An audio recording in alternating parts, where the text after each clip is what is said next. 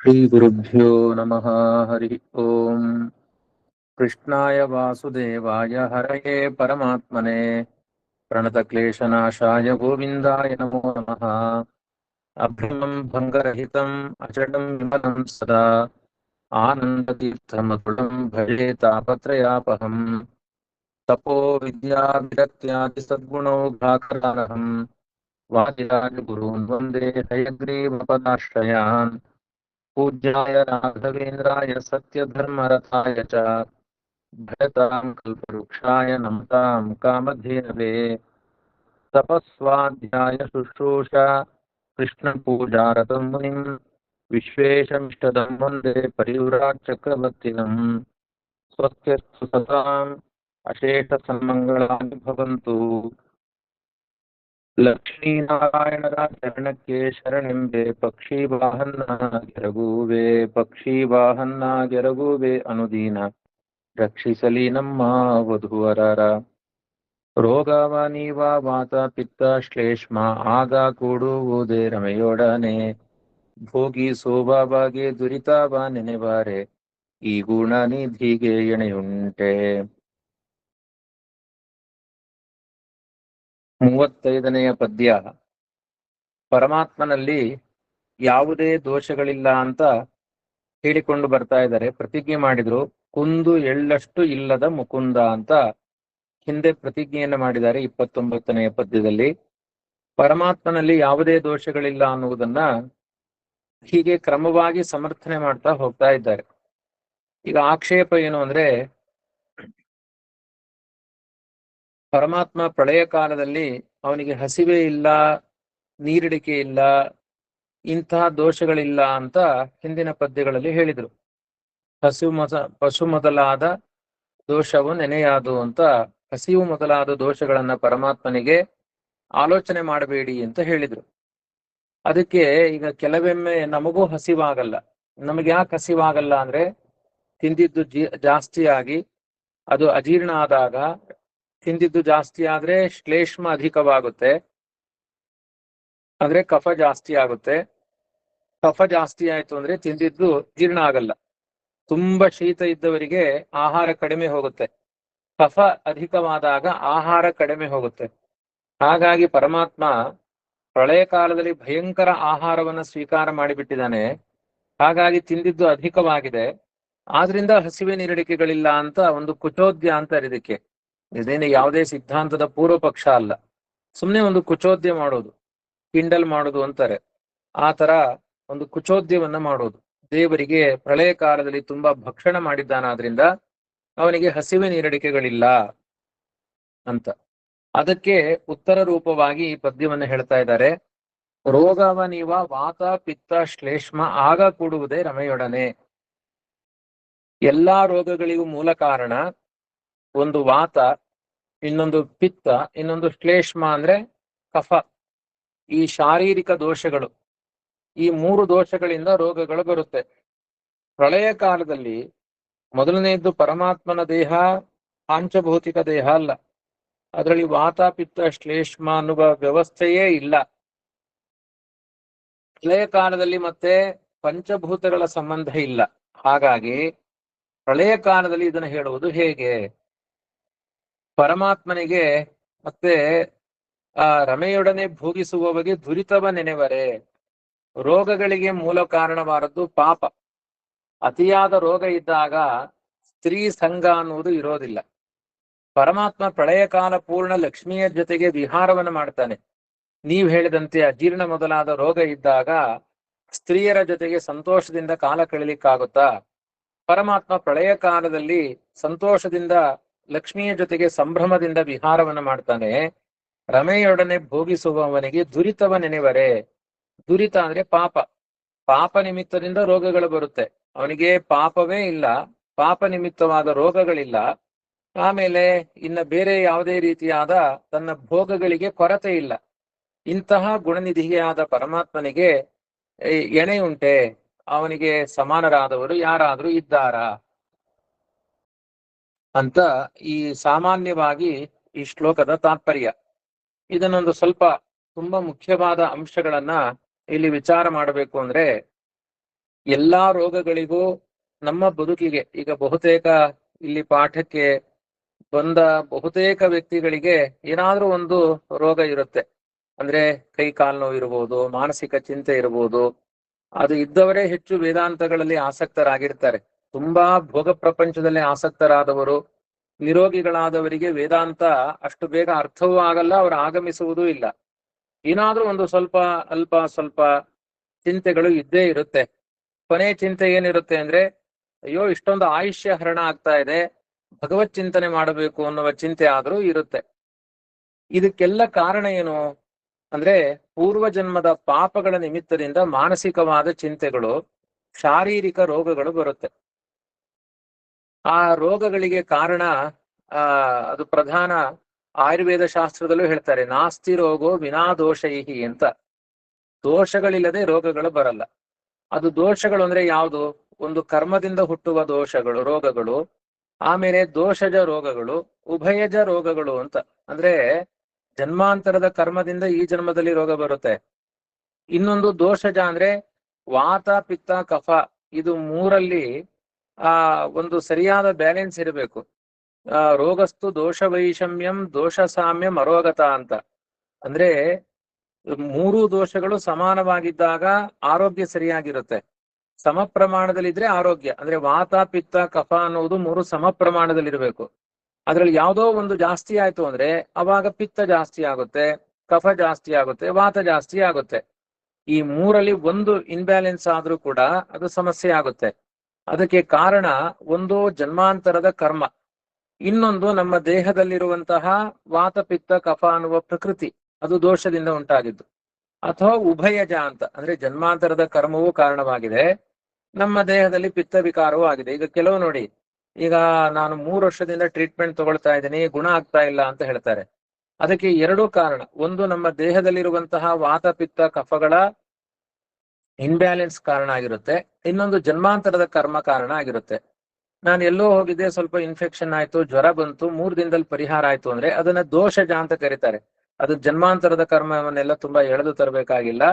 ಒಂದು ಪ್ರಕೃತಿಯ ವಿಕಾರ ಆಯ್ತು, ಚಳಿಗಾಲದಲ್ಲಿ ಒಂದ್ ಸ್ವಲ್ಪ ಜ್ವರ ಬಂದಂಗಾಯ್ತು, 1 ದಿನ ಇತ್ತು, ಪರಿಹಾರ ಆಯ್ತು ಅಂದ್ರೆ ಅದು ದೋಷಜ. ತುಂಬಾ ಚಳಿಯನ್ನ ಸೇವನೆ ಮಾಡಿದ ಕಾರಣದಿಂದ ಬಂದಿರುತ್ತೆ, ಅದನ್ನ ದೋಷಜ ಅಂತ ಕರೀತಾರೆ. ಕರ್ಮಜ, ದೋಷಜ, ಉಭಯಜ ಅಂತ ರೋಗಗಳಿಗೆ ಈ ರೀತಿ ಶಾಸ್ತ್ರದಲ್ಲಿ ವಿಂಗಡಣೆಯನ್ನು ಮಾಡಿದ್ದಾರೆ. ದೋಷಜ ಅಂದ್ರೆ ಪೂರ್ವ ಜನ್ಮದ ಪಾಪಗಳಿಂದ ಬರುತ್ತೆ ಅದು. ಅದು ಎಷ್ಟೇ ನೀವು ಯಾವ ರೀತಿಯಾದ ಆಹಾರವನ್ನ ತೆಗೆದುಕೊಂಡ್ರು ಕೂಡ, ಅಂದ್ರೆ ಎಂಥ ನುರಿತ ವೈದ್ಯರು ಕೆಲವರು ಸಲಹೆ ಕೊಡ್ತಾರೆ, ನಿನಗೆ 15 ದಿನದಲ್ಲಿ ನಾನು ಅದನ್ನ ಔಷಧಿ ತಗೊಂಡೆ, ನನಗೆ ಕಡಿಮೆ ಆಯ್ತು, ನೀನು ಈ ಡಾಕ್ಟರ್ ಇದ್ದಾರೆ ಅವ್ರ ಹತ್ರ ಹೋಗಿ ಔಷಧಿ ತಗೋ, 15 ದಿನದಲ್ಲಿ ಕಡಿಮೆ ಆಗುತ್ತೆ ಅಂತ ಕೆಲವರು ಹೇಳ್ತಾರೆ. ಆದ್ರೆ ಹಾಗ ಅನ್ಕೊಳ್ಬೇಡಿ, ಅದು ಜನ್ಮಾಂತರದ ಕರ್ಮ ಕಾರಣವಾಗಿದ್ರೆ 15 ದಿನ ಅಲ್ಲ, 15 ವರ್ಷ ತೆಗೆದುಕೊಂಡ್ರು ಕೂಡ ಎಷ್ಟೇ ಒಳ್ಳೆ ವೈದ್ಯರಿದ್ರು ರೋಗ ಪರಿಹಾರ ಆಗಲ್ಲ. ಇನ್ನು ಕೆಲವರಿಗೆ ಈಗ ಉದಾಹರಣೆಗೆ ಸಕ್ಕರೆ ಕಾಯಿಲೆ ಅಂತ ಇದೆ, ಮಧುಮೇಹ ರೋಗ. ಅದಕ್ಕೆ ಸಕ್ಕರೆ ತಿನ್ಬೇಡಿ ಅಂತ. ಆ ಜನ್ಮಾಂತರದ ಪುಣ್ಯ ಇದ್ದವರಿಗೆ ಎಷ್ಟು ಸಕ್ಕರೆ ತಿಂದ್ರೂ ಕೂಡ ಅವರಿಗೆ ರೋಗ ಬರ್ಲಿಕ್ಕೆ ಸಾಧ್ಯ ಇಲ್ಲ. ಉದಾಹರಣೆಗೆ ನಮ್ಮ ಅಪ್ಪ, ಅವರು 93 ವರ್ಷ ತನಕ ಇದ್ರು. ಅವರು ದಿನಕ್ಕೆ ಕನಿಷ್ಠ ಪಕ್ಷ ನಾನು ಕಂಡ ಹಾಗೆ ಒಂದು ಅರ್ಧ ಕೆಜಿಯಿಂದ 1 ಕೆಜಿ ತನಕ ಸಕ್ಕರೆ ತಿಂತಾ ಇದ್ರು ಅವರು. ಅಂದ್ರೆ ಪಾನಕ ಮಾಡಿ ಅದಕ್ಕೆಲ್ಲ ಸಕ್ಕರೆಗಳನ್ನು ಹಾಕೊಂಡು. ನಾನು ಹೇಳ್ತಾ ಇದ್ದೆ, ಅಪ್ಪ ಅದು ರೋಗ ಕಾರಣ ಅಂತ ಸಕ್ಕರೆನೆಲ್ಲ ಬೈತಾರೆ ಅಂತ. ನಾನು ಬೈದಷ್ಟು ಅವ್ರು ಜಾಸ್ತಿ ಮಾಡ್ತಾ ಇದ್ರು ಅವರು. ಅಂದ್ರೆ ನನಗೆ ಬರೋದಿಲ್ಲ ಅಂತ. ವಾಸ್ತವಿಕವಾಗಿ ಅವರಿಗೆ ಕೊನೆಯ ತನಕ ಸಕ್ಕರೆಯ ನಿಮಿತ್ತದಿಂದ ಯಾವುದೇ ಕಾಯಿಲೆಗಳು ಬರಲಿಲ್ಲ ಅವರಿಗೆ.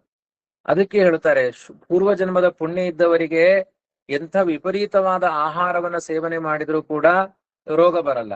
ಕೆಲವರಿಗೆ ಪೂರ್ವ ಜನ್ಮದ ಪ್ರಾರಬ್ಧ ಕರ್ಮ ಇದ್ದವರು ಒಳ್ಳೆ ಶುದ್ಧವಾದ ಆಹಾರ, ಸಕಾಲದ ಆಹಾರ, ಒಳ್ಳೆಯ ಗಾಣದಿಂದ ತಂದ ಎಣ್ಣೆ ಅಂತಾರೆ, ಹಸುವಿನ ತುಪ್ಪ ಅಂತಾರೆ, ಏನೆಲ್ಲಾ ದೇಹಕ್ಕೆ ಹಾಕಿದ್ರು ರೋಗ ಬಡ್ಕೊಂಡಿರುತ್ತೆ.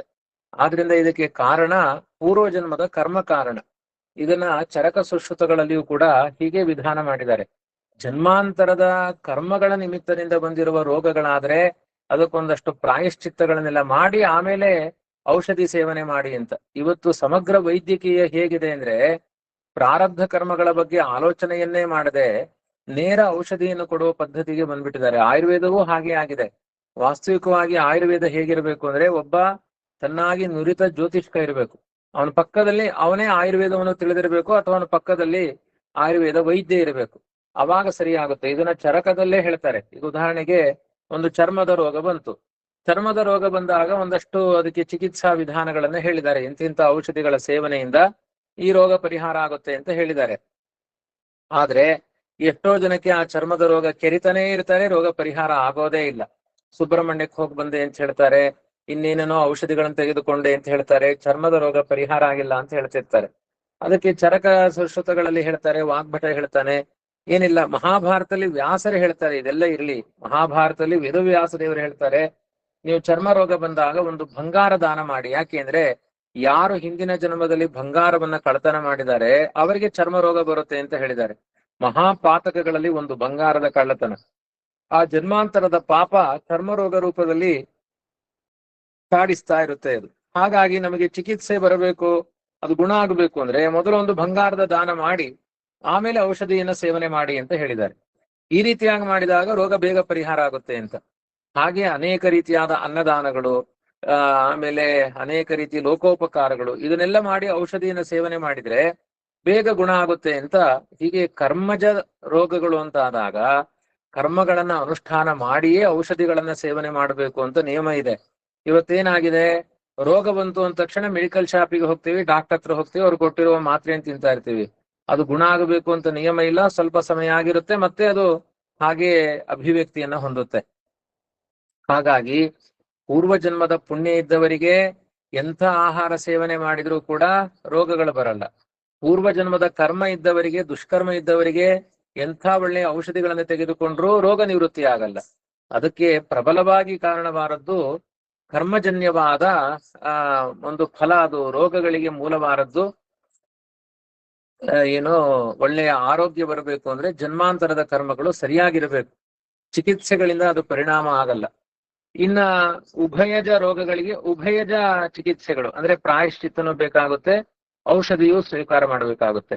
ಇಲ್ಲ ಕರ್ಮ ಕಾರಣ ಇಲ್ಲ, ಸುಮ್ಮನೆ ಜ್ವರ ಬಂದಿದೆ ಅಂದ್ರೆ ಅದಕ್ಕೆ ಔಷಧಿಯನ್ನು ತೆಗೆದುಕೊಂಡ್ರೆ ಸಾಕು, ಅದು ರೋಗ ಪರಿಹಾರವಾಗುತ್ತೆ. ಈಗ ಪರಮಾತ್ಮನಿಗೆ ಭಯಂಕರ ಪ್ರಳಯ ಕಾಲದ ತನಕ, ಹೌದಪ್ಪ ಅಜೀರ್ಣ ರೋಗ ಬಂದಿತ್ತು, ಏನ್ ಆಕ್ಷೇಪ ಮಾಡಿದ್ರು, ಪರಮಾತ್ಮ ಪ್ರಳಯ ಕಾಲದಲ್ಲಿ ಸಿಕ್ಕಾಪಟ್ಟೆ ತಿಂದು ಬಿಟ್ಟ, ಅದರಿಂದ ರೋಗ ಬಂತು ಅವನಿಗೆ, ಅದಕ್ಕೆ ಅವನಿಗೆ ಏನು ತಿನ್ನಬೇಕು ಅಂತ ಅನಿಸ್ತಾ ಇಲ್ಲ ಅಂತ. ಪ್ರಳಯ ಕಾಲ ಅಂದ್ರೆ ಬ್ರಹ್ಮದೇವರ ಪೂರ್ಣಾಯುಷ್ಯ.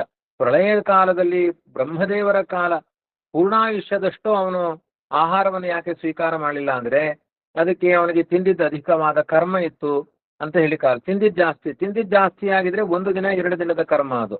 ಅದು ಪ್ರಳಯ ಕಾಲದ ತನಕ ಯಾಕೆ ಎಳ್ಕೊಂಡು ಹೋಯ್ತು? ಬ್ರಹ್ಮದೇವರ ಪೂರ್ಣಾಯುಷ್ಯದ ತನಕ ಅವನೇನು ತಿನ್ನದೇ ಇರುವಂತಹ ಕರ್ಮಕ್ಕೆ ಕಾರಣ ಏನು ಅಂತೆಲ್ಲ ಹುಡುಕ್ಲಿಕ್ಕೆ ಹೋದ್ರೆ ಏನೋ ಜನ್ಮಾಂತರದ ಕರ್ಮ ಅಂತ ಹೇಳಬೇಕು.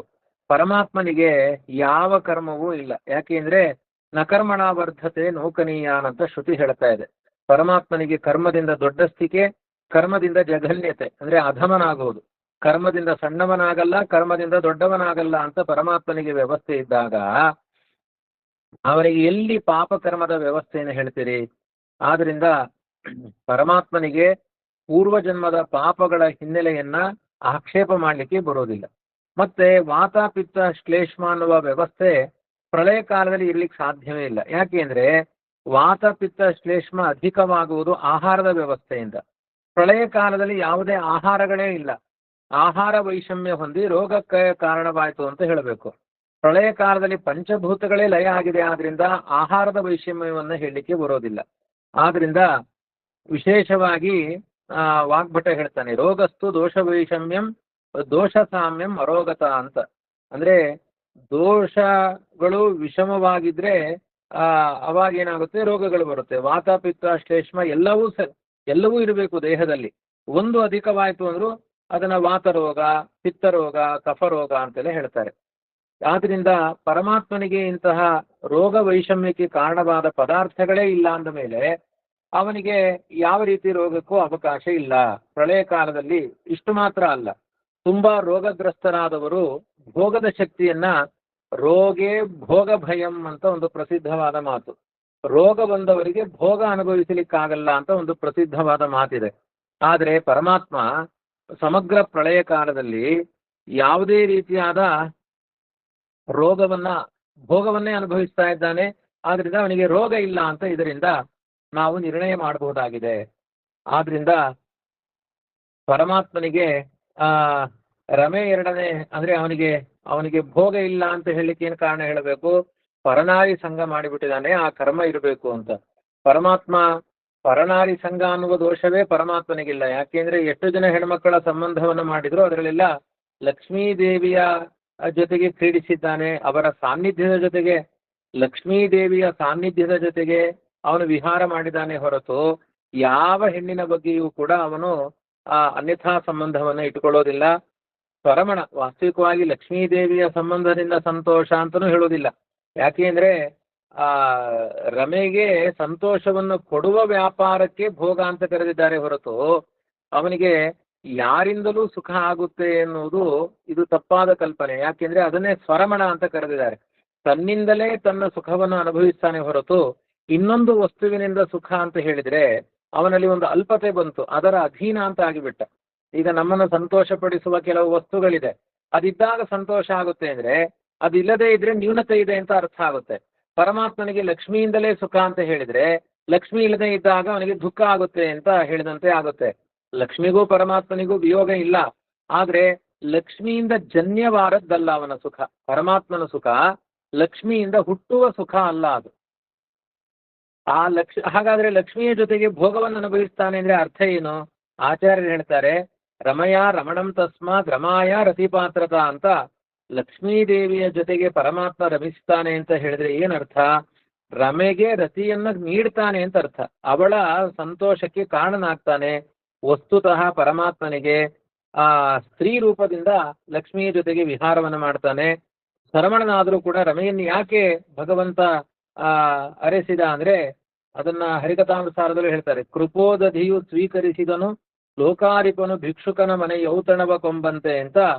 ವೇದತತಿಗಳಿಗೆ ಅಭಿಮಾನಿ ಲಕ್ಷ್ಮೀ ಧರಾಧರಣ ಗುಣರೂಪಕ್ರಿಯೆಗಳ ಆದಿ ಮಧ್ಯಾಂತಗಳ ಕಾಣದೆ ಅಂತ ಅವಳು ಭಗವಂತನ ಗುಣಗಳನ್ನ ಯೋಚನೆ ಮಾಡ್ಲಿಕ್ಕೂ ಆಗ್ತಾ ಇಲ್ಲ.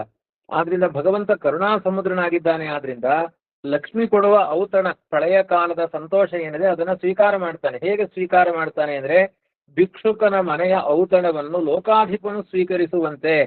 ಒಬ್ಬ ದೊಡ್ಡ ರಾಜ ಇದ್ದಾನೆ, ಒಬ್ಬ ಭಿಕ್ಷುಕ ಕರೀತಾನೆ, ನನ್ನ ಮನೆಗೆ ಬಂದು ಒಂದು ಸ್ವಲ್ಪ ಆಹಾರವನ್ನು ಸ್ವೀಕಾರ ಮಾಡಿ ಹೋಗು ಅಂತ ಕರೀತಾನೆ. ಪ್ರೀತಿಯಿಂದ ಆ ರಾಜ ಹೋಗಿ ಅವನ ಮನೆಯಲ್ಲಿ ಊಟ ಮಾಡಿ ಬರ್ತಾನೆ. ಆ ಭಿಕ್ಷುಕನ ಮನೆಯಲ್ಲಿ ಊಟ ಮಾಡಿದ್ರಿಂದ ರಾಜನಿಗೆ ಸಂತೋಷ ಸಿಕ್ಕಿತು ಅಂತ ಹೇಳ್ತಾರಾ? ಪ್ರಪಂಚಕ್ಕೆ ಆನಂದವನ್ನು ನೀಡುವಂತಹ ಶಕ್ತಿ ಆ ರಾಜನಿಗಿದೆ. ಭಿಕ್ಷುಕನ ಮನೆಯಲ್ಲಿ ಹೋಗಿ ಔತಣವನ್ನು ಸ್ವೀಕಾರ ಮಾಡಿದ್ದು ಅವನ ಮೇಲಿನ ಕರುಣೆಯಿಂದ. ಹಾಗೆ ಲಕ್ಷ್ಮಿಯ ಭೋಗ ಅಂದ್ರೆ ಲಕ್ಷ್ಮಿಯಿಂದ ಹುಟ್ಟುವ ಸುಖವನ್ನ ಪರಮಾತ್ಮ ಅನುಭವಿಸ್ತಾನೆ ಅಂತ ಅರ್ಥ ಅಲ್ಲ. ಲಕ್ಷ್ಮಿಗೆ ಪರಮಾತ್ಮ ಸಂತೋಷವನ್ನು ಕೊಡ್ತಾನೆ ಅಂತ ಅರ್ಥ.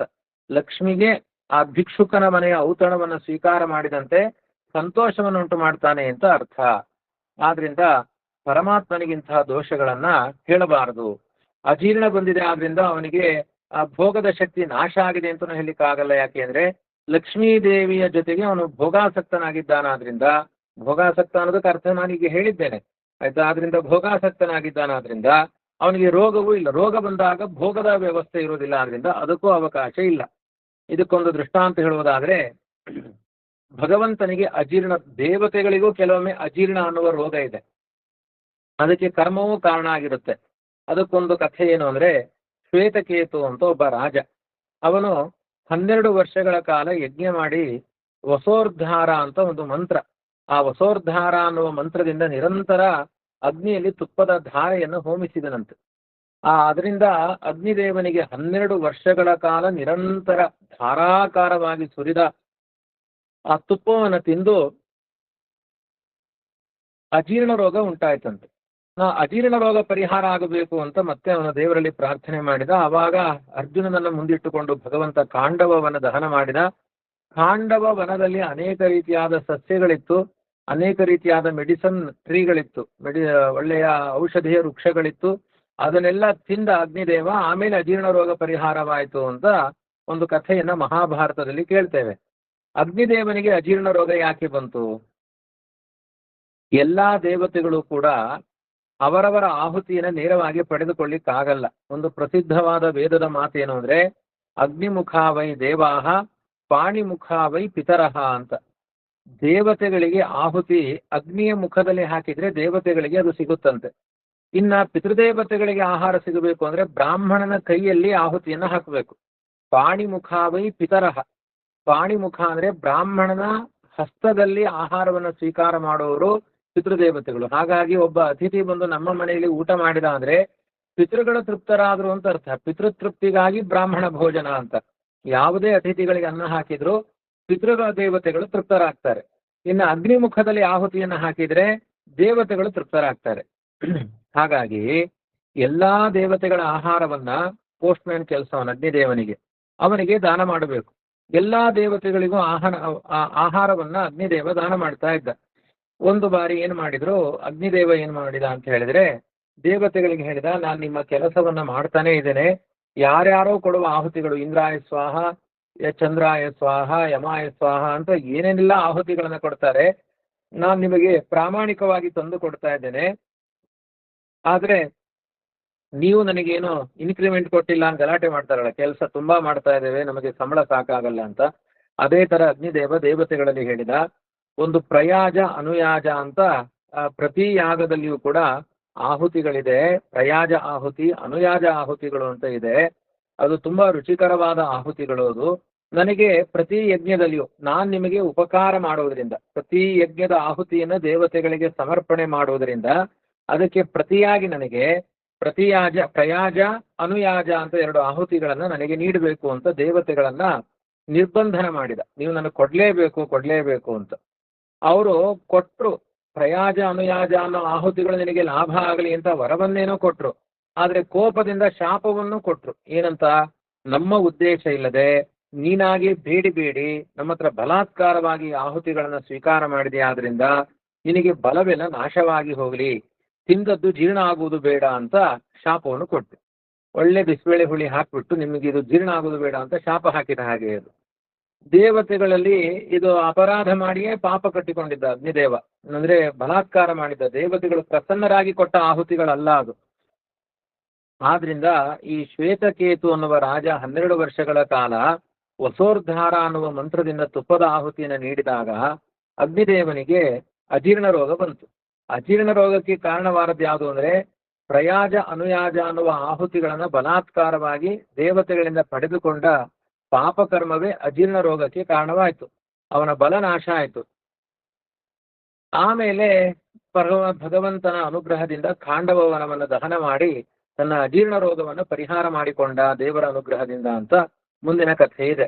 ಅದೇ ತರನೇ ಭಗವಂತ ಬ್ರಹ್ಮಾಂಡವನ್ನೆಲ್ಲ ಲಯ ಮಾಡಿ ದೇವತೆಗಳನ್ನ ಕೊಂದ, ಋಷಿಗಳನ್ನ ಕೊಂದ, ವಿಪ್ರರನ್ನ ಕೊಂದ, ಬ್ರಹ್ಮಾಂಡವನ್ನೇ ತನ್ನ ಒಂದು ತುತ್ತನ್ನಾಗಿ ಮಾಡಿ ತಿಂದ. ಹೀಗಾಗಿ ಅವನಿಗೆ ಅಜೀರ್ಣ ರೋಗ ಬಂದಿರಬಹುದು ಅಂದ್ರೆ ಅದಕ್ಕೆ ಈ ಕುಚೋದ್ಯ ಅಂತ ಕರೆದಿದ್ದು. ಇಂತಹ ಅಗ್ನಿಮಾಂದ್ಯ, ಅಜೀರ್ಣ ರೋಗ ಪರಮಾತ್ಮನಿಗೆ ಬರಬೇಕು ಅಂದ್ರೆ ಅದರಲ್ಲಿ ಒಂದು ಕರ್ಮ ಕಾರಣ ಆಗಿರಬೇಕು. ಆದ್ರೆ ವೇದ ಮಂತ್ರ ಹೇಳ್ತಾ ಇದೆ, ನಕರ್ಮಣ ವರ್ಧತೆ ನೋಕನೀಯಾನ್. ಅದೇ ರೀತಿ ಭಗವದ್ಗೀತೆಯು ಹೇಳುತ್ತೆ, ನಮಾಂ ಕರ್ಮಾಣಿ ಲಿಂಪಂತಿ ನಮೇ ಕರ್ಮ ಫಲೇ ಸ್ಪೃಹ ಇತಿ ಮಾಂ ಯೋಭಿಜಾನಾತಿ ಕರ್ಮ ಭಿನ್ನ ಸ ಬದ್ಧತೆ. ನಿಮಗೆ ತುಂಬಾ ಕರ್ಮಗಳ ಬಂಧನ ಇದೆಯಾ? ಪರಮಾತ್ಮನಿಗೆ ಪ್ರಳಯ ಕಾಲದಲ್ಲಿ ಕರ್ಮ ಬಂಧನ ಇಲ್ಲ, ಯಾವ ಕಾಲದಲ್ಲೂ ಕರ್ಮ ಬಂಧನ ಇಲ್ಲ. ಕರ್ಮ ಬಂಧನಕ್ಕೆ ವಶನಾಗದೇ ಇರುವವನು ಪರಮಾತ್ಮ ಅಂತ ಯಾರು ಚಿಂತನೆ ಮಾಡ್ತಾರೋ ಅವರಿಗೆ ಕರ್ಮ ಬಂಧನಗಳು ಉಂಟಾಗಲ್ಲ ಅಂತ ಕೃಷ್ಣ ಗೀತೆಯಲ್ಲಿ ತನ್ನ ಬಗ್ಗೆ ಹೇಳಿಕೊಂಡಿದ್ದಾನೆ. ಹೀಗಿದ್ದಾಗ ಪರಮಾತ್ಮನಿಗೆ ಒಂದು ಕರ್ಮ ಬಂಧನಗಳನ್ನ ಹೇಳುವುದು ಅತ್ಯಂತ ಅಪ್ರಾಮಾಣಿಕವಾಗಿ ಬಿಡುತ್ತೆ. ಯಾಕೆ ಅಂದ್ರೆ ಒಂದು ವೇಳೆ ಅಂತಹ ಕರ್ಮ ಬಂಧನಕ್ಕೆ ಅವನು ತುತ್ತಾಗಿದ್ರೆ ಬಳಲುವಿಕೆ ಉಂಟಾಗ್ತಾ ಇತ್ತು. ಅವನು ರೋಗ ಬಂದ ಮೇಲೆ, ಅಜೀರ್ಣ ಅನ್ನುವ ರೋಗ ಬಂದ ಮೇಲೆ ಅವರು ಬೆಡ್ ರೆಸ್ಟ್ ಅಲ್ಲಿ ಇರಬೇಕೆ ಹೊರತು ಭೋಗಾಸಕ್ತಿಯನ್ನು ಕಳೆದುಕೊಳ್ತಾರೆ. ಅವನು ಭೋಗಾಸಕ್ತಿಯನ್ನು ಕಳೆದುಕೊಳ್ಳಿಲ್ಲ, ಆದ್ರಿಂದ ಅವನಿಗೆ ಈ ರೀತಿಯಾದ ಕರ್ಮದ ವ್ಯವಸ್ಥೆಯನ್ನು ಹೇಳಬಾರದು. ಮತ್ತೆ ಇನ್ನೂ ಒಂದು ಆಯುರ್ವೇದದಲ್ಲಿ ಹೇಳ್ತಾರೆ, ವಾತ ಪಿತ್ತ ಕಫ ಅಂತ 3 ಪ್ರಕೃತಿಯವರಿದ್ದಾರೆ. ವಾತ ಪ್ರಕೃತಿ, ಪಿತ್ತ ಪ್ರಕೃತಿ, ಕಫ ಪ್ರಕೃತಿಯರು ಅವರು ವಾಸ್ತವಿಕವಾಗಿ ಒಳ್ಳೆಯ ಗುಣಗಳಿದ್ರೆ ಅಂದ್ರೆ ಅವರು ನೀರೋಗಿಯಾಗಿದ್ರೆ ವಾತದ ರೋಗಗಳಿಲ್ಲ. ಕೆಲವರು ವಾತ ಪ್ರಕೃತಿ ಇರುತ್ತೆ ಆದ್ರೆ ರೋಗಿಯಾಗಿಲ್ಲ. ವಾತ ಪ್ರಕೃತಿ ಸ್ವಭಾವ ವಾತದ ಸ್ವಭಾವ ಆಗಿರುತ್ತೆ. ಅವರಲ್ಲಿ ಅನೇಕ ಗುಣಗಳಿದೆಯಂತೆ. ಅವರಿಗಿಂತ ಜಾಸ್ತಿ ಗುಣಗಳು ಪಿತ್ತ ಪ್ರಕೃತಿಯವರಲ್ಲಿ ಇರುತ್ತಂತೆ. ಪಿತ್ತ ಪ್ರಕೃತಿಯವರಿಗಿಂತ ಅಧಿಕವಾದ ಗುಣಗಳು ಕಫ ಪ್ರಕೃತಿಯವರಲ್ಲಿ ಇರುತ್ತೆ ಅಂತ ಹೇಳಿದ್ದಾರೆ. ಅಂದ್ರೆ ಇಂತಹ ದೋಷಗಳಿದ್ದವರಲ್ಲಿಯೂ ಗುಣಗಳಿದೆ ಅಂತ ಆಯುರ್ವೇದ ಶಾಸ್ತ್ರ ಹೇಳ್ತಾ ಇದೆ. ಪರಮಾತ್ಮನಲ್ಲಿ ವಾತ ಪಿತ್ತ ಶ್ಲೇಷ್ಮಾನ್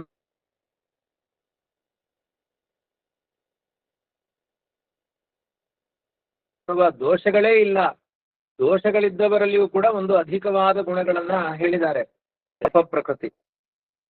ಆದ್ರಿಂದ ತುಂಬಾ ಜಾಣರಿಗೆ ಕಫದ ಗುಣ ಜಾಸ್ತಿ ಇರುತ್ತೆ ಅಂತ ಹೇಳಿದ್ದಾರೆ. ದೋಷಗಳಿದ್ದಲ್ಲೂ ಗುಣಗಳನ್ನ ಹೇಳಿದ್ದಾರೆ. ಪರಮಾತ್ಮನಲ್ಲಿ ವಾತಾದಿ ದೋಷಗಳೇ ಇಲ್ಲ, ಧಾತುಗಳ ವ್ಯವಸ್ಥೆಯೇ ಇಲ್ಲ. ಆದ್ರಿಂದ ಇವನು ಗುಣನಿಧಿಯಾಗಿದ್ದಾನೆ. ಇವನಲ್ಲಿ ಇಂತಹ ದೋಷಗಳೇ ಇಲ್ಲದೆ ಇದ್ದಾಗ ಅನಂತ ಕಲ್ಯಾಣ ಗುಣನಿಧಿ ಅಂತ ಹೇಳುವುದರಲ್ಲಿ ತುಂಬಾ ಔಚಿತ್ಯ ಇದೆ. ಆದ್ರಿಂದ ಈ ಗುಣನಿಧಿಗೆ ಎಣೆಯುಂಟೆ. ಸಾಮಾನ್ಯ ದೋಷ ಇದ್ದವರಲ್ಲೇ ಗುಣನಿಧಿ, ವಾತ ಪಿತ್ತ ಶ್ಲೇಷ್ಮ ಅನ್ನುವ ದೋಷಗಳಿದ್ದವರಲ್ಲಿಯೇ ಅವರನ್ನ ಗುಣವಂತರು ಅಂತ ಕರೆಯುವಂತಹ ವ್ಯವಸ್ಥೆ ಆಯುರ್ವೇದ ಶಾಸ್ತ್ರದಲ್ಲಿ ಇದೆ. ಪರಮಾತ್ಮನಲ್ಲಿ ಇಂತಹ ದೋಷಗಳೇ ಇಲ್ಲ, ಇಂಥವನಲ್ಲಿ ದೋಷ ಬರಲಿಕ್ಕೆ ಸಾಧ್ಯವಾ ಅಂತ ಹೀಗೆ ಒಂದು 2-3 ಪ್ರಶ್ನೆಗಳನ್ನ ಈ ಪದ್ಯದಲ್ಲಿ ಕೇಳಿದ್ದಾರೆ. ರೋಗವನಿವ ವಾತ ಪಿತ್ತ ಶ್ಲೇಷ್ಮ ಆಗ ಕೂಡುವುದೇ ಅಂದ್ರೆ ರೋಗಕ್ಕೆಲ್ಲ ಕಾರಣವಾದದ್ದು ವಾತ ಪಿತ್ತ ಕಫ. ಪ್ರಳಯ ಕಾಲದಲ್ಲಿ ಇದು ಹೇಗೆ ಕೂಡುತ್ತೆ? ಯಾಕೆ ಅಂದ್ರೆ ಅದು ಆಹಾರಜನ್ಯವಾದದ್ದು. ಪ್ರಳಯ ಕಾಲದಲ್ಲಿ ಆಹಾರಗಳೇ ಇರೋದಿಲ್ಲ, ಆದ್ರಿಂದ ಆರೋಗ್ಯಗಳಿಗೆ ಎಲ್ಲಿ ಅವಕಾಶ? ಮೊದಲನೇದ್ದು. ಪರಮಾತ್ಮನಿಗೆ ರೋಗ ಇದೆ ಅಂತ ಆದ್ರೆ ಅವನಿಗೆ ಭೋಗ ಹೇಗೆ? ರೋಗೇ ಭೋಗ ಭಯಂ ಅಂತ ಪ್ರಸಿದ್ಧವಾದ ಮಾತು. ರೋಗ ಇದೆ ಅಂದ್ರೆ ಭೋಗದ ಶಕ್ತಿ ಇರೋದಿಲ್ಲ ಅಂತ ಮಾತುಗಳಿದ್ದಾವೆ. ಆದ್ರೆ ಪರಮಾತ್ಮನಿಗೆ ಆವಾಗ ಭೋಗವೂ ಇದೆ. ರಮೆಯೊಡನೆ ಭೋಗಿಸುವವಗೆ ದುರಿತವ ನೆನೆವರೆ. ಲಕ್ಷ್ಮೀದೇವಿಯ ಜೊತೆಗೆ ಭೋಗವನ್ನು ಅನುಭವಿಸುವ ಪರಮಾತ್ಮನಿಗೆ ಅವಾಗ ಭೋಗವೂ ಇದೆ. ಆದ್ರಿಂದ ಇವನ ಭೋಗಕ್ಕೆ ಪ್ರತಿಬಂಧಕವಾದ ರೋಗ ಇಲ್ಲ, ರೋಗಕ್ಕೆ ಕಾರಣವಾದ ದುರಿತ ಇಲ್ಲ ಅಂತ ಅರ್ಥ ಮಾಡ್ಕೊಳ್ಬೇಕು. ಭೋಗಕ್ಕೆ ಪ್ರತಿಬಂಧಕವಾದದ್ದು ರೋಗ, ರೋಗಕ್ಕೆ ಪ್ರತಿಬಂಧಕವಾದದ್ದು ದುರಿತ ಅಂದ್ರೆ ಪಾಪ. ಆದ್ರಿಂದ ದುರಿತವ ನೆನೆವರೆ. ಇವನಿಗೆ ಪಾಪ ಕರ್ಮ ಇಲ್ಲ, ಆದ್ರಿಂದ ರೋಗ ಇಲ್ಲ, ರೋಗ ಇಲ್ಲ ಆದ್ರಿಂದ ಭೋಗ ಇದೆ ಅಂತ ಇಷ್ಟು ಅದನ್ನ ವಿಪರ್ಯ ಪರ್ಯವಸಾನ ಅಂತಾರೆ. ಹಿಂದೆ ಮಾಡಿದ ಆಕ್ಷೇಪವನ್ನ ಸರಿ ಮಾಡಿ ಹೇಳುವಂತಹ ಪದ್ಧತಿ ಇದು. ದುರಿತವ ನೆನೆವರೆ. ಈ ಗುಣನಿಧಿಗೆ ಎಣೆಯುಂಟೆ. ಈ ಗುಣನಿಧಿಗೆ ಅಂದ್ರೆ ಸಾಮಾನ್ಯ ವಾತ ಪಿತ್ತ ಶ್ಲೇಷ್ಮ ಅನ್ನುವ 3 ದೋಷಗಳಿದ್ದವರಲ್ಲೇ ಅನಂತ ಗುಣಗಳನ್ನ ಚಿಂತನೆ ಮಾಡುವ, ತುಂಬಾ ಗುಣವಂತರು ಅಂತ ಚಿಂತನೆ ಮಾಡುವ ಪದ್ಧತಿ ಇದೆ. ವಾತ ರೋಗಿಗಳಿಗಿಂತ ಪಿತ್ತ ರೋಗಿಗಳಿಗಿಂತ ಕಫ ರೋಗಿಗಳು ಗುಣವಂತರು, ಅಂದ್ರೆ ಆ ಕಫ ಅನ್ನುವ ಗುಣ ಇದ್ದವರು. ನಿರೋಗಿಗಳಾಗಿ ಆ ಗುಣವನ್ನ ಹೊಂದಿದವರಲ್ಲಿ ಅಧಿಕವಾದ ಗುಣವನ್ನು ಹೇಳುವಂತಹ ಚಿಂತನೆ ಇದೆ. ಅಂತಹದ್ದು ಅನಂತ ಕಲ್ಯಾಣ ಗುಣನಿಧಿಯಾದ ಪರಮಾತ್ಮನಿಗೆ ಎಲ್ಲಿ ಆದರೂ ಎಣೆ ಉಂಟೆ, ಸಾಮ್ಯ ಉಂಟೆ? ಅವನಿಗೆ ಆ ಸಮಾನವಾಗಿ ತೂಗುವಂತಹ ವ್ಯಕ್ತಿತ್ವ ಎಲ್ಲಿ ಆದರೂ ಇದೆಯಾ? ಹಾಗಾಗಿ ಪರಮಾತ್ಮನ ಅಭಿಪ್ರಾಯದಲ್ಲಿ ಯಾವುದೇ ರೀತಿಯಾದ ಮತ್ತೊಬ್ಬರ ಸುಖದ ಅಪೇಕ್ಷೆ ಇವನಿಗಿಲ್ಲ. ಮತ್ತೊಬ್ಬರಿಂದ ಸುಖ ಜನ್ಯ ಅಲ್ಲ, ತನ್ನ ಸುಖಕ್ಕೆ ಎಂದೂ ಕೊರತೆ ಇಲ್ಲ. ಸ್ವರಮಣನಾಗಿ ಯಾವತ್ತೂ ಕೂಡ ಮಿರಿಯುವ ವ್ಯಕ್ತಿತ್ವವನ್ನು ಪರಮಾತ್ಮನಾಗಿದ್ದಾನೆ. ಆದ್ರಿಂದ ಪರಮಾತ್ಮನಲ್ಲಿ ಯಾವುದೇ ದೋಷಗಳನ್ನು ಕುಂದು ಎಳ್ಳಷ್ಟನ್ನು ಹೇಳಬಾರದು ಅನ್ನುವುದು ಈ ಶ್ಲೋಕದಲ್ಲಿ ಒಂದಷ್ಟು ಪೂರ್ವ ಪಕ್ಷಗಳನ್ನು ಮಾಡಿಕೊಂಡು ಪರಮಾತ್ಮನಿಗೆ ಪಾಂಚಭೌತಿಕ ಇಲ್ಲ, ಅವನಿಗೆ ರೋಗಗಳಿಲ್ಲ ಅನ್ನುವುದನ್ನ ಸಿದ್ಧಾಂತ ಮಾಡಿದ್ದಾರೆ. ಇನ್ನು ಮುಂದಿನ ಪದ್ಯ, ರಮ್ಯ ದೇವಿಯರನ್ನಪ್ಪಿಕೊಂಡಿಪ್ಪುದು ರಮ್ಯೆಯರಸೆಗೆ ರತಿ ಕಾಣಿರೋ ಅಮೋಘ ಬಿದುವು ಚಲಿಸಿದರೆ ಪ್ರಳಯದಲ್ಲಿ ಕುಮಾರರು ಯಾಕೆ ಜನಿಸರು ಅಂತ. ಇಲ್ಲಿ ಒಂದು ಪೂರ್ವ ಪಕ್ಷ ಬರುತ್ತೆ. ಪರಮಾತ್ಮನಿಗೆ ಲಕ್ಷ್ಮಿಯನ್ನ ಆಲಿಂಗನ ಮಾಡಿಕೊಂಡಿರ್ತಾನೆ ಅಂದ್ರೆ ಈಗಾಗಲೇ ಒಂದು ಉತ್ತರ ಕೊಟ್ಟಿ ಆಗಿದೆ. ಏನಂದ್ರೆ ಭಿಕ್ಷುಕನ ಮನೆಯ ಔತಣದ ಹಾಗೆ ಲಕ್ಷ್ಮಿಯ ಸುಖ ಅನ್ನೋದನ್ನ ಹಿಂದಿನ ಪದ್ಯದಲ್ಲಿ ಉತ್ತರ ಕೊಟ್ಟಿ ಆಗಿದೆ. ಆದ್ರೂ ಕೂಡ ಭಿಕ್ಷುಕನ ಮನೆಯಲ್ಲಿ ರಾಜ ಅಲ್ಲೇ ಕೂತ್ಕೊಳ್ತಾನ? ಇಲ್ಲಿ ಹಾಗಲ್ಲ. ಪ್ರಳಯ ಕಾಲ ಮುಗಿಯುವ ತನಕ ಲಕ್ಷ್ಮೀ ದೇವಿಯನ್ನು ಅಪ್ಪಿಕೊಂಡೇ ಇರ್ತಾನೆ. ಅಂದ್ರೆ ಈಗ ಭಿಕ್ಷುಕನ ಮನೆಯ ಔತಣ ಅಂತ ಯಾಕೆ ಹೇಳ್ತೀರಿ? ಲಕ್ಷ್ಮಿಯಿಂದಲೂ ಸುಖ ಇವರಿಗೆ ಯಾಕೆ ಹುಟ್ಟಿರಬಾರದು? ಲಕ್ಷ್ಮಿಯಿಂದ ಇವನು ಸುಖವನ್ನ ಪಡಿತಾನೆ ಅಂದ್ರೆ ಲಕ್ಷ್ಮಿಯ ಅಧೀನವಾಯ್ತಲ್ಲ ಇವನ ಸಂತೋಷಗಳು. ಆದ್ರಿಂದ ಒಂದು ಇನ್ನೊಬ್ಬರ ಅಧೀನವಾಗಿ ಅವನು ಸುಖವನ್ನು ಹೊಂದುತ್ತಾನೆ ಅಂದ್ರೆ ನೀರನ್ನು ಕುಡಿದು ನನ್ನ ಬಾಯಾರಿಕೆ ನಿವಾರಣೆ ಆಗುತ್ತೆ ಅಂದ್ರೆ ನಾನು ಅಸ್ವತಂತ್ರ ಅಂತ ಅರ್ಥ. ನೀರಿಗೆ ಅಧೀನವಾಗಿದೆ, ನನ್ನ ದುಃಖ ಉಪಶಮನ ಆಗ್ಲಿಕ್ಕೆ ನೀರು ಕಾರಣ ಅಂದ್ರೆ ನಾನು ಅಸ್ವತಂತ್ರ ಅಂತ ಅರ್ಥ. ಹಾಗೆ ಭಗವಂತನ ಭೋಗಗಳಿಗೆ ಲಕ್ಷ್ಮಿಯೂ ಕಾರಣರು ಅಂತ ಹೇಳಿದ್ರೆ ಅದು ಭಿಕ್ಷುಕನ ಮನೆ ಹೇಳಿ ಬಿಡೋದಿಲ್ಲ. ಯಾಕೆಂದ್ರೆ ಪ್ರಳಯ ಕಾಲ ಸಂಪೂರ್ಣ ಲಕ್ಷ್ಮಿ ನಾಯಕರ ಮಾಡಿಕೊಂಡಿರ್ತಾನಾದ್ರಿಂದ ಆ ಸಮಗ್ರ ಸುಖಗಳಿಗೆ ಹೇತು ಆದವಳು ಲಕ್ಷ್ಮೀ ದೇವಿ ಆದಲ್ವಾ? ಅಂತ ಸುಖವನ್ನು ನೀವು ಅನುಭವಿಸಿದ ಮೇಲೆ ಅಸ್ವತಂತ್ರ ಆದ ಅಲ್ವಾ? ಇನ್ನೊಬ್ಬ ಅಧೀನ ಆದ ಅವಾಗ ಲಕ್ಷ್ಮೀ ಸ್ವತಂತ್ರ ಅಂತ ಅರ್ಥ ಹೋಗಿದ್ವಿ. ಅಥವಾ ಈ ರೀತಿ ಅನೇಕ ಪ್ರಶ್ನೆಗಳನ್ನು ಮಾಡಿಕೊಂಡು ಅದಕ್ಕೂ ಇಂತಹ ಆಕ್ಷೇಪಗಳಿಗೂ ಇದು ಭಗವಂತನಿಗೆ ಪ್ರಯೋಜನ ಇಲ್ಲದೆ ಇದ್ರೂ ಕೂಡ ಕೇವಲ ಇಲ್ಲಿಂದ ಇಂತಹ ವ್ಯಾಪಾರ ಮಾಡ್ತಾನೆ, ಲಕ್ಷ್ಮಿಯಿಂದಲೇ ಅವನಿಗೆ ಸುಖ ಆಯ್ತು ಅಂತ ನೀವೇನಾದ್ರೂ ಸಿದ್ಧಾಂತ ಮಾಡ್ಲಿಕ್ಕೆ ಹೋದ್ರೆ ಅದರಲ್ಲಿ ಬರುವಂತಹ ತೊಡಕುಗಳಿಗೆ ಎಷ್ಟು, ಸಮಸ್ಯೆಗಳಿಗೆ ಎಷ್ಟು. ನೀವು ಹೇಳಿದಂತೆ ವ್ಯಾಖ್ಯಾನ ಮಾಡ್ಲಿಕ್ಕೆ ಆಗಲ್ಲ. ಪ್ರಾಕ್ಟಿಕಲ್ ಆಗಿ ಅದರಲ್ಲಿ ಸಮಸ್ಯೆಗಳಿದೆ. ವೇದಾಂತದಲ್ಲಿ ನೀವು ಲಕ್ಷ್ಮಿಯಿಂದ ಸುಖ ಪರಮಾತ್ಮನಿಗೆ ಅಂತ ಹೇಳಿದ್ರೆ ಸಮಸ್ಯೆಗಳು ಮುಂದೆ ಬರುತ್ತೆ ಅನ್ನೋದನ್ನ ಮುಂದಿನ ಪದ್ಯದಲ್ಲಿ 36ನೇ ಪದ್ಯದಲ್ಲಿ ಮತ್ತೆ ವಿಸ್ತಾರವಾಗಿ ಅನೇಕ ಯುಕ್ತಿಗಳಿಂದ ಪರಮಾತ್ಮನಿಗೆ ಸುಖ ಲಕ್ಷ್ಮಿಯಿಂದ ಜನ್ಯವಾದ ಸುಖ ಅಲ್ಲ, ಅದು ಸ್ವತಂತ್ರವಾದ ಸುಖ. ಅದೇ ತಾತ್ಪರ್ಯ ಏನು? ಭಿಕ್ಷುಕನ ಮನೆಯ ಔತಣದ ಹಾಗೆ ಸ್ವೀಕಾರ ಮಾಡ್ತಾನೆ ಎನ್ನುವುದೇ ಸಿದ್ಧಾಂತ. ಅದನ್ನು ಹೇಗೆ ಸಮರ್ಥನೆ ಮಾಡ್ತಾರೆ ಎನ್ನುವುದನ್ನ ಮತ್ತೆ ನಾಳೆ ನೋಡೋಣ. ತಲೆಯನ್ನು ಶ್ರೀಕೃಷ್ಣ ಅರ್ಪಣೆ.